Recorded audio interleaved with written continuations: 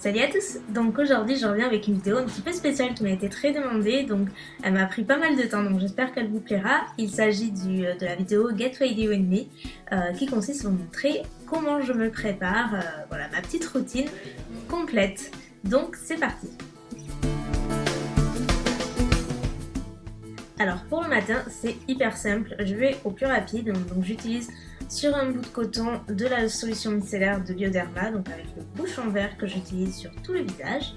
Et enfin je viens pchiter sur tout mon visage l'eau de beauté de chez Caudalie pour avoir un teint éclatant et prêt à recevoir le maquillage.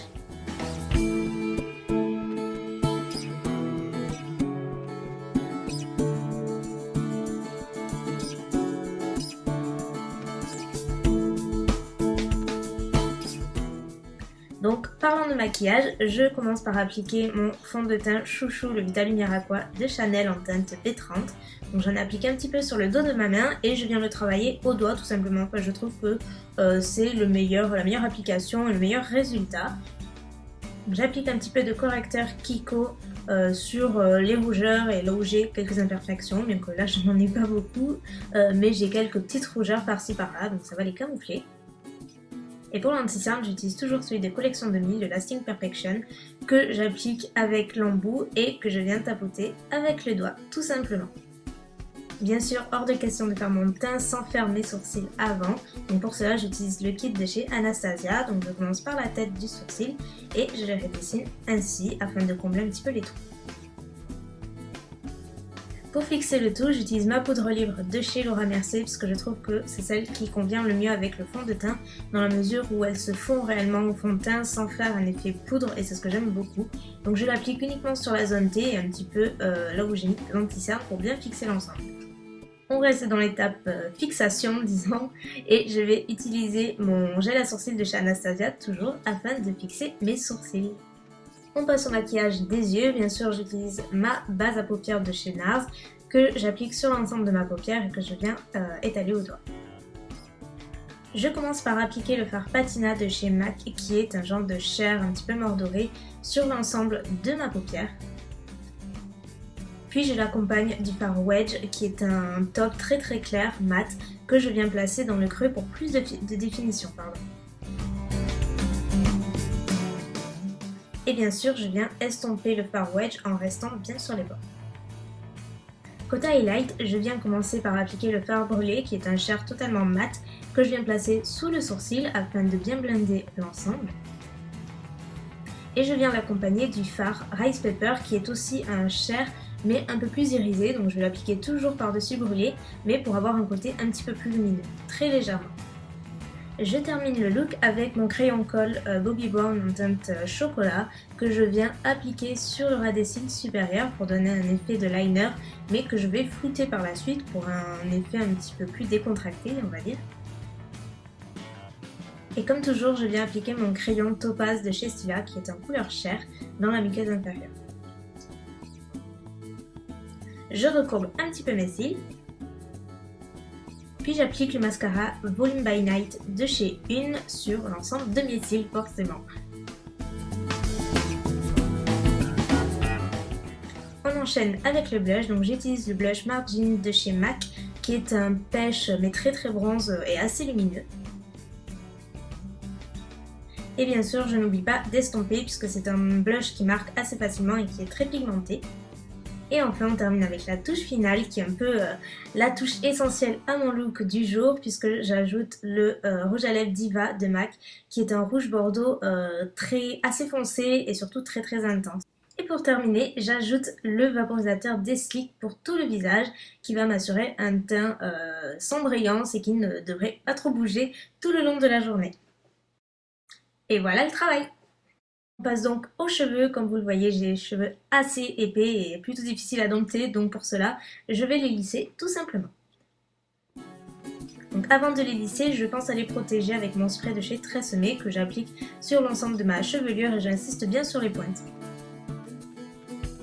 Donc non je vous rassure ce n'est pas ma coiffure du jour, je sépare juste en plusieurs sections mes cheveux puisqu'ils sont assez épais comme je vous l'ai dit.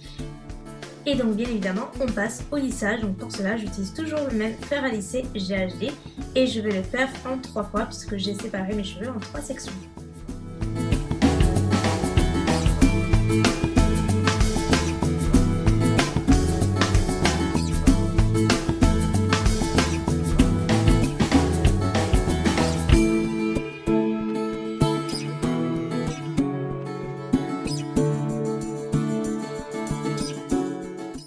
Bon, il y a toujours cette frange qui me donne toujours du fil à retordre, mais je pense que celles qui ont des franges comprennent ce passage, c'est juste prise de tête.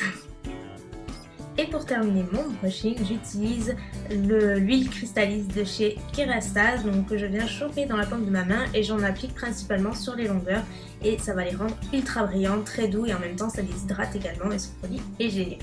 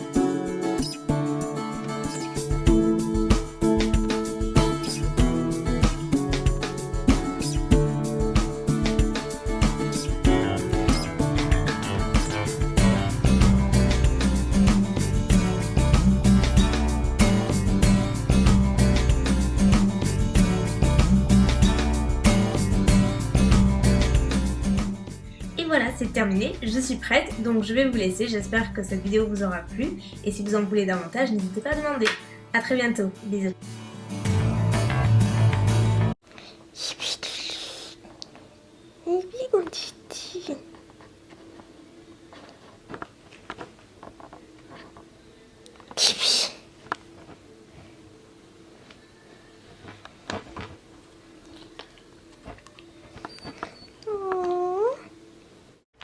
Dès que je vais te dire stop, tu vas allumer la petite lumière.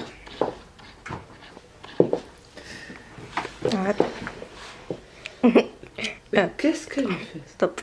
J'y vais? Tiens. Allume. Attends.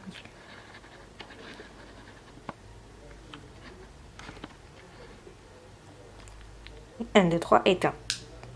1, 2, 3. Attends. Non, non. Attends. Là. Vas-y, allume.